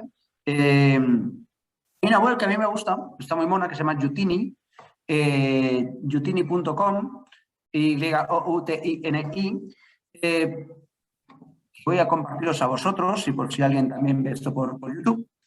La web es muy, muy interesante porque tienen todas las novelas del canon explicadas. También empecé en cómics, pero vamos, yo me centro sobre todo en las novelas. Y te divide en 6 etapas. Que The High Republic, que hablaré ya con lo que cierre esta charla, y ya lo hablaré luego. La caída de los Jedi, el Imperio, la Edad de la Rebelión, la Nueva República y la ascensión de la Primera Orden. Claro, y mucho en los intersticios entre ambas. Pues vamos a encontrar muchísimo del periodo entre que el Imperio, o sea, acaba el torneo de los Jedi y todavía no hay rebeldes. De hecho, una cosa muy bonita de la novela de Leia es que en la novela de Leia te cuentan cómo empieza a hacerse la rebelión, que la empieza su padre, prácticamente, y que es muy amigo de Mon Mothma, que luego aparecerá fugazmente en las películas. Bueno, pues Mon Mothma y Bail Organa son dos de los protagonistas y que además aparecen también en muchas novelas, ambos. También aparecen en la de Catalizador de Galen Erso. Todo esto es muy de Galen Erso. Es muy bonito. Y también hay mucho, como os he dicho, mucho de la caída del Imperio. Mandalorian, Boba Fett en televisión, pero Aftermath, y hay muchas novelas, el Escuadrón Alfabeto, digamos, de ese momento de transición de creación a la Nueva República. Que no deja de ser, tú que eres especialista de la ideología en Star Wars, no deja de ser también muy interesante que es la caída del Imperio americano, ¿no? O sea, está claro que esta crisis de salida de Afganistán, de no sé qué, no sé cuándo, saludo estamos a nuestros amigos ucranianos que nos están oyendo. A comentaros Una cosita que me llama mucho la atención. A ver, yo no me atrevo a elucubrar tanto porque lo he buscado y claro, como Disney es Disney, pues no he encontrado referencias, ¿vale? Pero para mí el grupito este de izquierdas, es izquierda americana, ¿vale? Y O luego sea, lo que está de sería el todo pelaje. PP en España, más o menos. No lo sé, pero aparte... a Bueno, ver, no hay- Ciudadanos, vamos a decir Ciudadanos. Sí, más bien quizás. No hay río homosexual, etcétera, en estas cosas no las encuentras, pero por ejemplo, Claudia Gray, yo no sé su ideología, pero de verdad, la novela de Linaje, si solo leéis una novela de Star Wars, bueno, Claudia Gray, yo para mí es la que más me ha gustado, me parece la más literaria de todas ellas. Ella se hace famosa por una especie de copia chunga de Crepúsculo, que no he leído y no sé cómo va el rollo. O sea, es decir, ya hacer, digamos, una copia de Crepúsculo, que Que es una con copia esa de otras cosas. presentación, Fernando, a mí ya... No. O sea, a mí y ha habido gente que me la ha puesto verde esas novelas. Y de repente se hace una novelita de Star Wars que se llama Estrellas Perdidas, que fue la primera que leí yo un poco así del canon, y yo leí la novela y dije, hostias, esta novela está muy bien, pero es que está bien la cuestión de personajes, está bien los diálogos son muy chulos, cojones, la trama está perfectamente hecha, o sea, yo me quedé sorprendido y decir, y es la Estrellas Perdidas de dos amigos de la infancia, que uno acaba en el Imperio y otro acaba en la Rebelión. Y van encontrándose cada ciertos años, van encontrándose. Y la del Imperio da a convencer al de la Rebelión de por qué los rebeldes son unos anarquistas hijos de puta, que es un tema que va a estar en casi todas las novelas y en casi todos los cómics. Gente hablando mal de los rebeldes con razón. Estos puñeteros terroristas, estos tíos, aquí en esta novela Rebel Rising, constantemente hay personajes diciendo, pues sí, los rebeldes, desde que están los rebeldes, tenemos más problemas que nunca. Porque el imperio era chungo, pero bueno, más o menos vivíamos. Pero de que el imperio tiene que hacer revanchas contra los rebeldes, esto ya se ha puesto horrible. Y ves lo que es la guerra contra la rebelión, es súper interesante. Bueno, pues Estrellas Perdidas va de esa guerra. Y acaba además, creo recordar, con que el destructor imperial, pequeño spoiler, ¿vale? En el que transcurre parte de la trama, cae en Jakku. Y será el destructor imperial en el que Rey se conecta, porque es la batalla de Jakku, que es una batalla que va a ser muy famosa en la rebelión que se inventa Claudia Gray. Claro, hace dos personajes súper bonitos, muy interesantes. En un momento, no lo olvidemos que se está hablando mucho de la posibilidad de una nueva guerra civil en Estados Unidos. O sea, que es un tema presente. Ahora vamos a tener que subir este episodio ya en las próximas semanas, Antonio, porque si no, para cuando lo subamos, ya no se llamarán Estados Unidos, serán, vaya usted a saber. Guerra Mundial. Estados Unidos. Pero si tenéis que leer la novela Claudia Gray, o sea, todo el mundo dice que es la mejor novela que se ha hecho Star Wars jamás, Estrellas Perdidas, está en todos los cánones, está como la gran novela de Star Wars, y entonces llega Claudia Gray, te saca 3 novelas, uno la infancia de Leia, pero antes de la infancia de Leia te saca Linaje. A mí Linaje me parece un novelón, os lo digo así, me parece un novelón. Aparte de ser súper entretenida, os cuento de qué va, y de verdad para todo el mundo. Ya ha caído el Imperio, llevan ya un tiempo, se ha creado un nuevo Senado, está en la Primera República, está montado. La protagonista es Leia Organa, que es una senadora hasta los cojones de la rebelión y de todo. Es súper mal encarada, súper agresiva, súper hostil. Esa tía te imaginas con el vaso de whisky con el cigarro, esa es Leia. En la política no existe la primera orden, no hay nada de eso. Y en el Senado, la pelea es que se ha dividido el Senado en dos facciones. Una, las que creen que hay que ser centralista. Y tiene que haber un poder fuerte interno, porque la galaxia es muy grande, y evitar que haya el separatismo que llevó a las guerras clon. Y el bando de Leia, que creen en la Federación de Planetas y en cierta democracia, en el cual no haya un centralismo absoluto. En un momento dado, dicen que la canciller para dirigir esa república tiene que ser Leia. Pero Leia tiene un problema que tiene que ocultar, que no se puede enterar nadie, porque si se entera la gente es un escándalo. Que es algo que nadie sabe, que es hija de Darth Vader. Ni sus mejores amigos lo saben. Pensaba que era que había aceptado el vino. No, ni sus mejores amigos saben que es hija de Darth Vader, porque además ella odia a Darth Vader y jamás perdonará a Luke que perdonara a su padre. Nunca se perdonará. Hostia. Porque destruyó el puto planeta. Y mola mucho, porque cada vez que habla alguien con Leia, una héroe de Ren, y dice, a mí cada vez que me recuerdan, y es momentos preciosos de la novela, que cada vez que alguien me recuerda la batalla de Endor, la batalla de Yavin, la gente lo recuerda como que yo estaba dando órdenes súper bien y yo lo único que recuerdo de esas batallas era el miedo y los nombres de mis amigos que iban muriendo. Oye, qué bueno. Yo no guardo ningún recuerdo heroico en eso. Entonces, cada vez que ella te habla, cada vez que la gente habla de los momentos grandiosos de las películas, ella los echa por tierra. Sí, es Con Luke crepuscular, te llevas... el tono crepuscular que se está viendo en toda la cultura pop contemporánea y que es América crepuscular, ¿no? Y es verdad que es muy interesante. ¿Y cómo lo sitúas entonces en el...? Porque lo bueno de esta página que nos estás enseñando es que está como muy visual, ¿no? El hecho de poder ver cada elemento. Entonces, la tuya, la que estamos comentando... Y ves que las fechas, además, la fecha en la que transcurre la novela. Claro, respecto al está respecto a la cronología del universo de ficción, la cronología interna del universo de ficción, ¿no? Muy chulo. No, la página es muy bonita. Y además te da una pequeña información de las novelas. BBY supongo será Before Battle of Yavin, ¿no? Sí. Sí. Que es el año cero. Enseña para los que estén viendo quizás la que estabas comentando de Grey. De la Nueva República. Sí. Las novelas de la Nueva República son muy bonitas. Empieza con el Fight Squadron, que esa novela está muy bien, a mí me gustó, pero dicen que las dos continuaciones están incluso mejor. Ya he encargado la siguiente, está recién traducida en España, que es esta de Shadowfall. Aftermath, que os hablé de ello, que es en plan un poco Mandalorian, es gente, ex imperiales, ex rebeldes, cómo es su vida después de que acaba la guerra, en el nuevo imperio, igual una trilogía, ¿no? Y luego ya vienen Estrellas Perdidas, etcétera, que transcurre... bueno, hay un poco de todo. Y Linaje, les digo, a mí es la mejor novela que yo he leído. Y como veis en la página la ponen también como una de las mejores novelas jamás escritas de Star Wars. Y de verdad es una preciosidad de novela, porque el personaje, el final es, aparte, un final muy chungo, muy crepuscular, muy horrible, porque hace el inicio de la Primera Orden, te explica cómo entra, etcétera.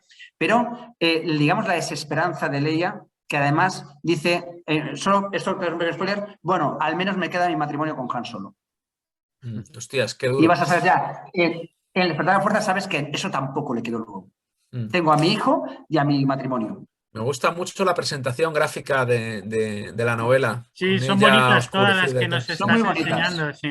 Bueno, no todas están somos Estrellas Perdidas. Sí, pero no, y es muy curioso porque el toque crepuscular es curioso comparar con lo que está pasando con el tratamiento de la Segunda Guerra Mundial, que era The Good War, la buena guerra, la última guerra donde había buenos y malos y donde estaba claro que el bien triunfaba y tal. Pues tienes precisamente, no es... o sea, es muy simbólico que Hulu saque la serie de Catch-22, la famosa novela de Joseph Heller que hacía una revisión de la buena guerra con los ojos de la generación, pese a él haber participado y contar historias personales, pero con la visión del desencanto de Vietnam. Y que la serie de Hulu en el fondo nos esté enseñando una especie de caos absoluto americano, donde los americanos pues no son esa figura para nada de el Kalos Agathos, el bien y lo bello, sino que realmente demuestra que eso de buenos y malos pues es secundario al horror de la guerra, ¿no? Y es muy curioso que realmente estemos en ese punto. Por no hablar de Inglaterra y de Rusia. Y claro, y que se esté trasladando totalmente eso al universo de Star Wars, ¿no? Sí, sí. O sea, ideológicamente, sobre todo las novelas de Claudia Gray, también las de Luceno y alguna de ellas, bueno, todas en general, este evento de Revis, todas son muy interesantes ideológicamente. Y de hecho, es algo que a mí me interesa mucho de estas novelas, que es que los asuntos éticos tienen mucha miga. O sea, tienes mucho que trabajar porque ves un poco, yo sé es el equipo que hay detrás, que tiene una coherencia, hay mucho feminismo, pero un feminismo no en el sentido combativo, radical, que a veces a cierta gente le cuesta un poco, sino un feminismo bastante asumible, ¿no? Los personajes femeninos son muy poderosos, digamos, de forma, de carácter y muy interesantes. Y hay mucha novela protagonizada por mujeres, que también es porque hay mucho equipo creativo de mujeres detrás. Y eso también, pues, la verdad es que aquí yo agradezco mucho el aire fresco de tener autoras femeninas y tener personajes femeninos, porque le da una vuelta a todo lo que he visto en la saga bastante original. Falta la parte homosexual, falta cosas, pero bueno, yo digo que son muy interesantes. También voy a recomendar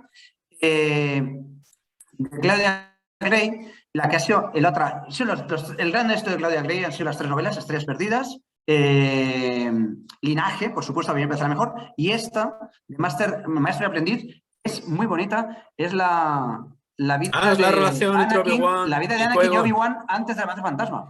Fíjate, yo Y eso había asumido, yo no sabía nada de esta novela, había asumido cuando la enunciaste antes que se refería a los Sith, por lo de siempre 2 hay, un maestro y un aprendiz. Pues no, es una obra preciosa porque Obi-Wan es un niñato gilipollas que solo cree en la ley y el orden de manera radical. Y la novela empieza prácticamente cuando a Qui-Gon Jinn le ofrecen... un Bildungsroman, básicamente. Sí, sí. A Qui-Gon Jinn le ofrecen formar parte del Consejo Jedi. Y para formar parte del Consejo Jedi tiene que dejar el aprendizaje de Obi-Wan. Y Obi-Wan casi está diciendo, pues mejor porque a este tío no le aguanto. Qué bueno. Entonces, tiene una construcción de personajes, pero cojonuda. O sea, están muy bien hechos los dos personajes. La relación entre ellos se llevan bastante mal en general, que es todo lo contrario que es cuando empieza la amenaza fantasma, que se llevan súper bien y Obi-Wan respeta muchísimo. Pesa el suelo que Qui-Gon pisa, sí, sí. Que es el final de la novela. Cuando les encaran, oye, yo creo que acaba la novela así un poco, oye, tenéis que ir de embajadores aquí a Naboo, porque hay una movida allí con un bloqueo comercial. Y cómo rechaza, no se spoiler, rechaza, Qui-Gon rechaza formar parte del Consejo Jedi porque no cree en la ley y cree que son una perversión del espíritu Jedi, es el Consejo Jedi. Y se carga, además aparece Mace Windu, y Qui-Gon no le cae bien ninguno de ellos. Dicen, pero esta gente son burócratas que están ahí en Coruscant montando sus rollos políticos. Yo lo que quiero es estar a pie del confín de la frontera trabajando con la gente. De verdad, una novela muy chula. Interesante, pero luego poco coherente con el personaje. A mí Qui-Gon nunca me gustó. Qui-Gon tiene la famosa frase infame en La amenaza fantasma de no hemos venido aquí a liberar esclavos. Que a ver cómo cuadran el círculo ahí. Pues lo cuadra. Seguro que lo cuadra. Qui-Gon a mí me fascina el personaje, es un personaje que va, porque el personaje de Qui-Gon, eso sabéis, lo hizo mucho Liam Neeson. Metió mucho guión, metió mucho diálogo, etcétera, se metió mucho en el personaje. Y es el que para mí es el más de espíritu Jedi, excepto por esa frase. Y es que... Yo no sé cómo acabó eso en el guión final, macho, porque es una frase muy bestial. Porque tienen que justificar que no vayan por ahí. La novela, un poco, creo recordar, lo que viene a decir es que él intenta en un momento liberar esclavos, tienen un movidón tremendo con el Consejo Jedi y le dicen, mira, céntrate en la misión y la misión que tienes es esta. Y entonces como que me parece recordar que me lo explican.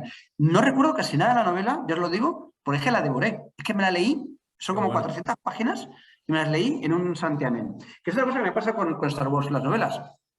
Mira, sean malas o buenas literalmente como lo queráis, pero si eres fanático de la saga, es una forma de pasar un buen rato, de verdad, las buenas novelas estas, estupendas. Y nos vamos a lo que yo creo que la gente debería estar más interesada, que es el gran proyecto, el proyecto Luminous, el proyecto luminoso que ha sacado este Lucasfilm Story Group y ha seleccionado a unas pocas personas para llevarlo a cabo, como son los escritores, a ver, lo tengo por aquí, que creo que también lo estáis viendo, para no citar de memoria y dejar alguno, no está aquí, pero bueno. A ver, acá. Bueno, el proyecto Luminoso es un proyecto que se crea en 2020, creo que es, oficialmente, y se encarga a 5 escritores y guionistas de cómic. No se encarga a guionistas de películas ni de serie de televisión. Filoni, muchas gracias, no te metas en esto, ya has metido tus pezuñas todo lo que podías. A Cavan Scott, a Claudia Gray, a Charles Soule, que es un guionista de cómic que a mí me gusta bastante, a Daniel José Older, que no sé nada de él, y Justina Ireland, que tampoco sé nada de ella.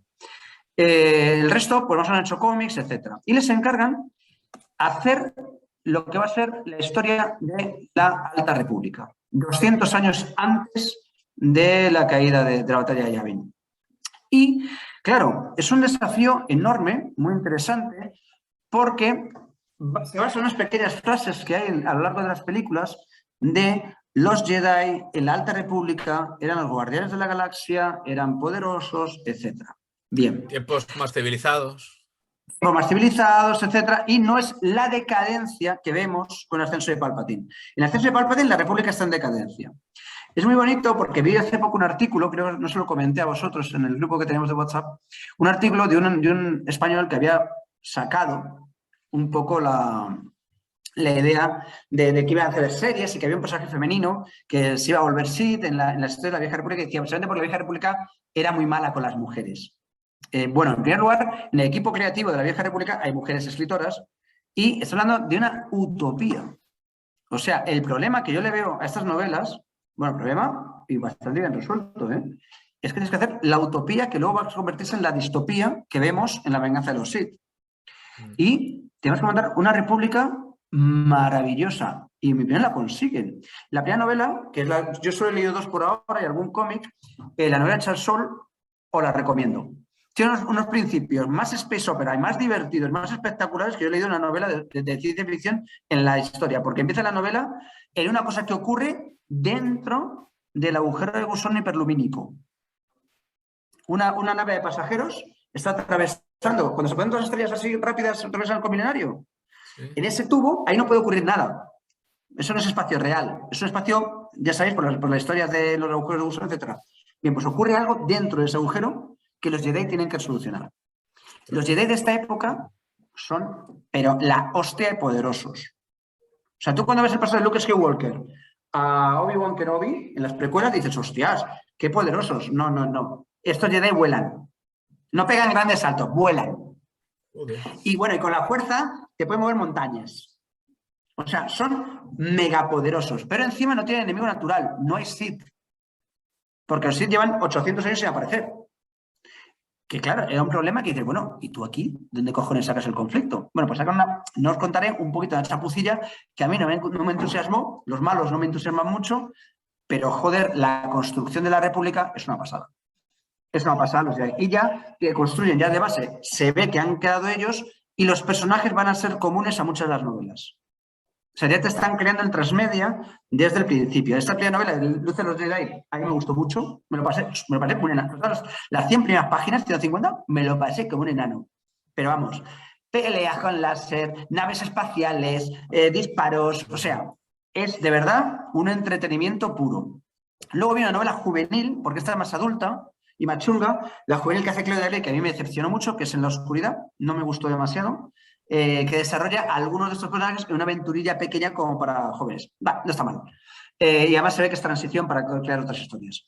Bien, este proyecto de la Alta República es el nuevo proyecto de Disney, en el cual va a meter ahora toda la pasta y toda la carne en el asador. Va a hacer varias series de televisión, está haciendo las novelas, van saliendo, veis todas las novelas que ya hay, algunas ya publicadas y otras en proyecto, ya hay un montón de material, pero fijaos con qué antelación. Esta saldrá en febrero de 2022. Una que os pongo en pantalla, ¿vale? Otra ha salido en enero, pero vamos, yo no sabía que iba a salir hacía mucho tiempo, ¿vale? Es decir, está toda la planificación hecha de cómo están construyendo. Y hay videojuego, Silviano, para ti, que quieren tomar mucho de los videojuegos que ya había de la Alta República, quieren ver cuánto pueden rescatar para Canon para no salirse demasiado. Y cómics ya hay un montón, lo que pasa es que no me gustan nada los dibujantes, por eso no me atrae mucho. Yo el cómic, si no tiene un gran dibujo, no suele atraerme. Ya os digo, ya hay serie de televisión. Bueno, como veis, hemos solo arañado lo que es el mundo de las novelas del canon de Star Wars. Para todos los gustos, todas las posibilidades, muchísimos autores, cada autor... Se podría hacer no lo voy a hacer, no me interesa, pero se podría hacer un monográfico sobre cada uno, sobre Luceno, sobre Claudia Gray, sobre Justin Ireland, sobre cualquiera, sobre Cavan Scott. Hay historias del Conde Dooku, que dicen que es muy buena la novela del Conde Dooku, hay novelas sobre Palpatine, tenéis un poco de todo. Y bueno, pues esto es un poquito, y sobre todo lo que me interesa, yo creo que hemos entrado lo que decía al principio Antonio, decíamos, pues el nuevo concepto de ficción, muy en la idea de la cultura de convergencia que decía Jenkins, de mucha cooperación con los fans. Los fans se les escucha mucho en los foros, en los mensajes. Lo que dicen, pues se les hace mucho caso. Se sacan muchas ideas de ahí. Y creo, de verdad, y lo que más por una parte me gusta, pues me voy a encargar yo de ello, quiero encargarme, pero sobre todo duele un poco, es que no hay ningún trabajo académico. Yo no he encontrado nada. De nada de esto que os he contado prácticamente, yo no sé cuánto he estudiado, pero me da que está dejado completamente de la mano de Chulu. Y eso es lo que venía un poco a contaros, yo creo. No, y muy bueno las recomendaciones también de lectura. recordemos en el absoluto cuáles serían las 5 novelas que recomendarías. Desde luego, Linaje. O sea, me parece la novela. Lo que pasa es que te tiene que interesarte Leia. La novela de Leia, La juventud de ella, ya os digo, es una novela irregular para mí. Como siempre, y aquí ya no me atrevo a decir esto es así. Pero es muy bonita, yo incluso la leería antes que Linaje. Aunque está publicada después, yo leería primero Leia. Pero bueno, quizás se tire un poco para atrás porque no es, ya os digo, tiene momentos más juveniles, no es una novela. Entonces yo diría, seguro, Linaje, yo creo que sería una que leería. Luz de los Jedi, de Charles Soule, que es el inicio, ya os digo, de la Vieja República. Maestro y aprendiz, también de Claudia Gray. Y, por supuesto, Estrellas perdidas. Estrellas perdidas es una era un poco juvenil, pero yo creo que lo vais a pasar bastante bien. De lo que he publicado en España falta mucho. La de Throne no la he comentado, a mí no me ha entusiasmado tanto como al resto de la gente, pero bueno, igual, Throne es muy interesante para ver todo el mundo político de Coruscant. Se transcurre prácticamente entera en las tramas políticas imperiales y ves un poquito cómo era la estructura del pasilleo. Esta es la que tenéis en pantalla, la de Tarkin. Esa yo no recomiendo, si lo vais a leer, que veréis solo, os saltéis los capítulos de la trama. Pues la trama va de que le roban la nave a Tarkin. Y entonces aprovecha para recordar, no sé qué, cómo consigue esa nave. Y la historia beat de los que pilotan la nave, los que la roban, vamos, me trae el pairo completamente. Entonces yo diría, sobre todo, las de Claudia Gray. Yo me pondría con esas. Y la de Charles Soule para empezar, digo, la de Charles Soule de Luz de los Jedi. A mí me has vendido súper bien la de los dos amigos que uno está en el Imperio, otro en la República y se van cruzando. Esa me la tengo que leer, sin duda. A ver, una vez más, ¿te vas a encontrar el Ulises de Joyce? Pues, bueno, pero que no es lo que espero. Vamos a lo de la gestión de expectativas. Ya sé a lo que voy. Claro. Digo porque nosotros somos académicos, estamos en un mundo de muchos oyentes académicos y habrá quien se acerque ahí pues pensando que va a encontrar un tipo de literatura. Y una vez más, soy un grandísimo defensor de esta literatura, como bien sabemos, de esta literatura que es para entretenimiento y una vez más, ideológicamente, de verdad, yo voy a trabajar estas novelas porque ideológicamente son muy interesantes, como es un país como Estados Unidos. Algunas de las ideas que mete aquí, hay una gran defensa de los políticos, en casi todas ellas, ¿eh? En que entonces hay una gran defensa de la política, sobre todo en el linaje, claro. No, el ángulo es muy interesante. Y Thrawn, recordemos que precisamente era el personaje que había recuperado Timothy Zahn en su famosa trilogía, siempre exaltada como la gran saga de novelas de Star Wars, y que en el fondo había desaparecido, o sea, había entrado relegado en el universo de las leyendas y por su gran popularidad, en el fondo, han tenido que meterla en el nuevo canon de alguna manera, y es esta obra, ¿no? que es la que engarza el nuevo canon con el antiguo universo expandido y las leyendas. Creo que nos queda también un programa... Sí, sobre la de Thrawn, Silvia, ¿a ti te gusta la estrategia militar? Casi todo es estrategia militar. Juegos que hace Thrawn para ir subiendo en el imperio con estrategias raras. A mí es que no me parecen tan maravillosas, pero bueno. Bueno, a ver. A mí me gusta, no soy un experto en esto, pero me gusta. Entonces, esta también me la apunto. A mí también, ¿eh? Dejamos apuntar la píldora de la leyenda de los seres de la galaxia, que ya la haremos cuando sea, pero la pendiente también. Creo que habrá que hacer algún programa en algún momento, quizás invitando a gente sobre los cómics de Star Wars, que sería un buen complemento a este programa. Y también sería interesante en un momento dado, cuando estés más avanzado, Fernando, en el análisis, pues relacionarlo con todo lo demás que se está haciendo, ¿no? O sea, tanto en las series como en las películas, etcétera. Y precisamente esa nueva situación es muy importante. Sí, esa nueva situación ideológica que has estudiado a lo largo de las películas de la saga y que está ahora en un nuevo momento. Yo creo que eso está bastante claro. Un puntito aquí curioso. Yo siempre he dicho que la última película, la 9, la de los Ascensos Skywalker, rompía mucho ideológicamente con las 8 películas anteriores, incluso con Solo y con Rogue One. Es una pena, una pena. A mí me gustó la peli, me pasó muy bien, pero es que también rompe mucho con las novelas. No argumentalmente, sino que tú ves que en todas las novelas, en todos ellos, el tipo de conflicto ideológico que hay es muy parecido siempre, que es a dónde puedo llegar haciendo el bien y cuál es el origen del mal y la idea de crear un gobierno, que está muy metido en todas ellas. Y la última película de Abrams es una pena, porque es que de verdad todo un trabajo se está haciendo en novelas y en videojuegos y en cómic. En esa película lo que queda es un entretenimiento que está bien, ¿no? Ya digo, se pasa bien, pero es una pena que pierdas esa ocasión que habías tenido de discusión y de reflexión. Sí, y de hecho, en gran parte el futuro de la saga va a depender mucho de cómo sean capaces de reinventarse ideológicamente, ¿no? Porque está claro que es uno de los grandes problemas de la saga. Y de toda obra de este tipo, que evidentemente a través de décadas, etcétera, pues ya estamos muy lejos de los años 70 originales del proyecto de Lucas, etcétera, y que cada época pues es todo un universo el que se está redefiniendo, ¿no?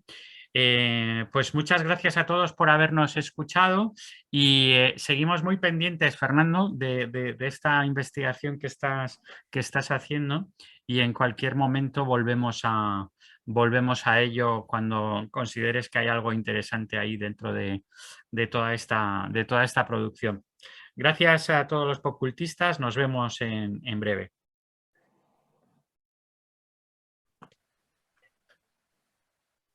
Y por supuesto, que la fuerza se acompañe.